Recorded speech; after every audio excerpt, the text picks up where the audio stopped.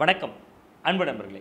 ஒரு சம்பவம் அல்லது ஒரு நிகழ்வு நடக்குதுன்னா அதை பற்றி என்னதான் ஆயிரமா பக்கங்களாக வார்த்தைகளாக எழுதினாலும் கூட ஒரு புகைப்படம் கடத்தக்கூடிய செய்தி, ஒரு புகைப்படம் தரக்கூடிய ஒரு வழியினுடைய உணர்வை வேறு எதாலையும் வேறு யாராலையும் அழுத்தமாக கடத்திட முடியாது.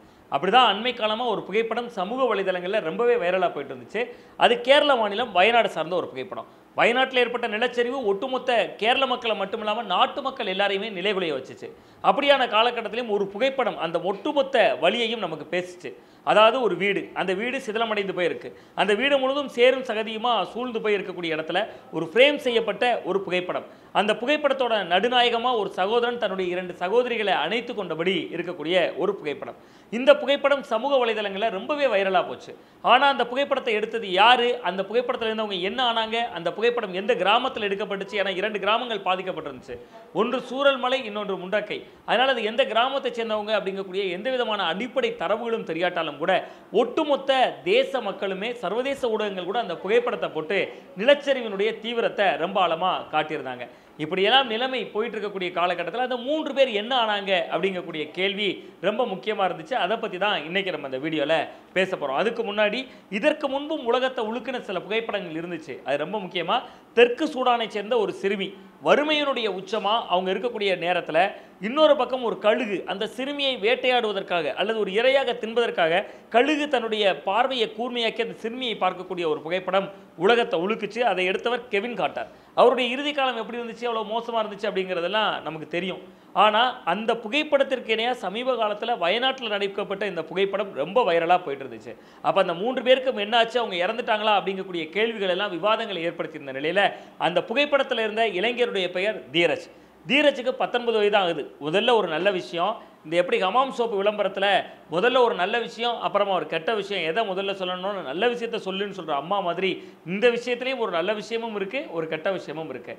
அந்த இளைஞருடைய பெயர் தீரஜ். அந்த தீரஜுக்கு 19 வயது ஆகுது. அவர் இப்போ தான் ஒரு கல்லூரியில் 1ஆம் ஆண்டு படிச்சுட்டு இருக்கார். அன்றைக்கி சம்பவம் நடந்த அன்னைக்கு நிலச்சரிவினுடைய 2-3 முறை தொடர்ந்து அந்த மண் சரிந்து வருகிற பொழுது முதல் முறை நிலச்சரிவு இருக்கிறத உணர்ந்த உடனே இவர் தன்னுடைய தாயோடு சேர்ந்து முகாம் இல்லத்துக்கு போயிட்டார். அதனால இவருடைய தாய்க்கோ எந்த விதமான சேதமும் ஏற்படலை. நீங்கள் கேட்கலாம், அந்த புகைப்படத்தில் 3 பேர் இருக்காங்க அப்படின்னு நீங்கள் கேட்கலாம். ஆமாம், அந்த புகைப்படத்தில் 3 பேர் இருக்காங்க. அதில் ஒன்று தீரஜ், மற்ற 2 பேர் யாருன்னு பார்த்தீங்கன்னா தீரஜினுடைய மூத்த சகோதரி த்ரிஷா, இன்னொருவர் இளைய சகோதரி தீப்தி. இதில் அந்த த்ரிஷாவுக்கு கடந்த ஏப்ரல் மாதம் தான் திருமணம் நடைபெற்றது. அவர் தன்னுடைய கணவரோடு வேறு ஊர்களில் வசித்து வருகிறார். அவரும் அவருடைய கணவரும் அந்த வீட்டில் இருக்காங்க. இப்போ இந்த தீரஜும் அவருடைய அம்மாவும் முகாம் இல்லத்துக்கு போயிட்டாங்க. அப்போ அந்த புகைப்படத்தில் இருந்து அவருடைய சகோதரி தீப்தி என்னானாங்கன்னா, அவங்க திருவனந்தபுரத்தில் கேரள பல்கலைக்கழகம் இருக்குது. அந்த கேரள பல்கலைக்கழகத்தில் கல்லூரி மாணவியாக இருந்தாங்க தீப்தி. அதனால் அவங்களும் கல்லூரியில் படிச்சுட்டு இருந்ததுனால திருவனந்தபுரத்தில் தங்கியிருந்தாங்க. ஸோ 2 சகோதரிகளுக்கு ஒரு சகோதரிகளான தீப்தி கல்லூரியில் படிக்கிறார். இன்னொரு மூத்த சகோதரியான த்ரிஷா கடந்த ஏப்ரல் மாதமே திருமணம் முடிந்து கணவரோடு சென்று விட்டார். இவர் தன்னுடைய தாயோடு முகாம் இல்லத்துக்கு போயிட்டார். ஸோ நீங்கள் எல்லாம் ஒரு நல்ல விஷயம் என்னென்னா அந்த 3 பேரும் மகிழ்ச்சியாக இருக்காங்க. சரி, அப்போ கெட்ட விஷயம் என்ன இருக்குது அப்படின்னா, இந்த பிரச்சனையினுடைய வழியை, நிலச்சரிவினுடைய துயரத்தை, சேரும் சகதியும் சூழ்ந்த அந்த மனிதனுடைய வாழ்வியலை ரொம்ப அழகாக படம் பிடிச்சு காட்டிச்சு அந்த புகைப்படம் அப்படிங்கிறதுல எந்த சந்தேகமும் இல்லை. இருந்தாலும் அவங்களுக்கு என்னாச்சு அப்படிங்கிற தேடல் இல்லாமல், தெரிதல் இல்லாமல், ஏன்னா அந்த புகைப்படத்தை எடுத்தது எந்த பத்திரிகை ஊடகங்களும் இல்லை, அது தேசிய அளவில் செய்திகளை வழங்கக்கூடிய UNA, PTI மாதிரியான செய்தி நிறுவனங்கள், செய்தி முகமைகள், அந்த மாதிரி ஏதோ ஒரு முகமை கொடுத்த ஃபோட்டோ தான் அது எல்லா சமூக வலைதளங்களையும் வைரலாச்சு.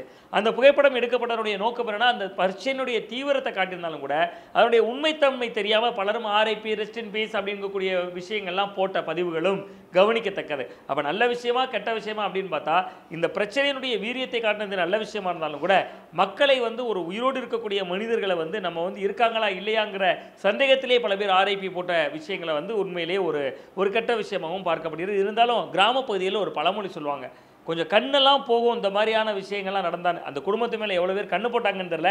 இப்போ கண்ணு போட்டுறதெல்லாம் போயிருக்கோம் அப்படின்னு சொல்லக்கூடியவங்களும் இருக்காங்க. ஆனாலும் இதெல்லாம் மூட நம்பிக்கை அப்படின்னு பேசுகிறவங்களும் இருக்காங்க. எது எப்படியா இருந்தாலும் அந்த 3 பேரும் ரொம்ப சேஃபாக இருக்காங்க.